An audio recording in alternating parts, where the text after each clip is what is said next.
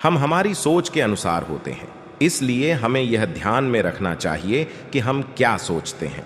शब्द तो सिर्फ विचारों का ही एक हिस्सा होते हैं। जो विचार होते हैं वे अक्सर हमें दूर तक ले जाते हैं।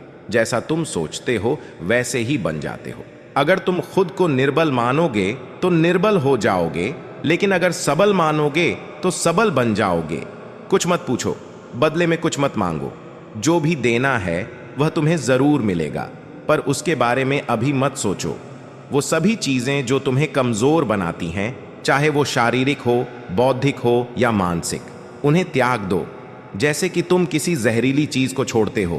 तुम फुटबॉल के जरिए स्वर्ग की ओर नहीं, बल्कि गीता के पठन से ज्यादा निकट हो सकते हो। एक समय में एक काम करो और उसे करते समय अपनी पूरी आत्मा को लगा दो और बाकी सब कुछ भूल जाओ। जब तक जीना तब तक सीखना। अनुभव ही सर्वश्रेष्ठ शिक्षक है। जब तक तुम खुद पर विश्वास नहीं करोगे तब तक तुम भगवान पर विश्वास नहीं कर पाओगे। जो अग्नि तुम्हें गर्मी देती है वह तुम्हें नष्ट भी कर सकती है। इसको तुम अग्नि का दोष नहीं कह सकते। चिंतन करो, चिंता नहीं, नई विचारों को जन्म दो। ब्रह्मांड की सारी शक्तियां पहले से हमारी हैं। हम ही हैं जो अपनी आंखों पर हाथ रख लेते हैं और फिर रोते हैं कि कितना अंधकार है। विश्व एक विशाल व्यायामशाला है जहां हम खुद को मजबूत बनाने के लिए आते हैं। दिल और दिमाग के टकराव में दिल की सुनो। शक्ति जीवन है, निर्बलता मृत्यु है, विस्तार जीवन है, संकुचन मृत्यु है, प्रेम जीवन है, द्वेष मृत्यु है। किसी दिन जब आपके सामने कोई समस्या ना आए तो यह सुनिश्चित हो सकता है कि आप गलत मार्ग पर चल रहे हैं।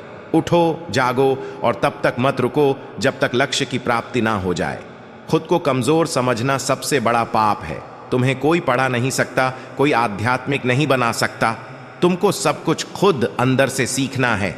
आत्मा से अच्छा कोई शिक्षक नहीं है। सत्य को 1000 तरीकों से बताया जा सकता है, फिर भी हर एक सत्य ही होगा। बाहरी स्वभाव केवल अंदरूनी स्वभाव का बड़ा रूप होता है। ईश्वर कोई पाप नहीं जानता, वो केवल कमी जानता है।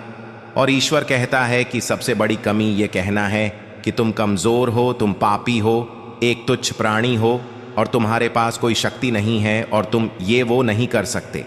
किसी की बेइज्जती ना करें। अगर आप मदद के लिए हाथ बढ़ा सकते हैं तो जरूर बढ़ाएं।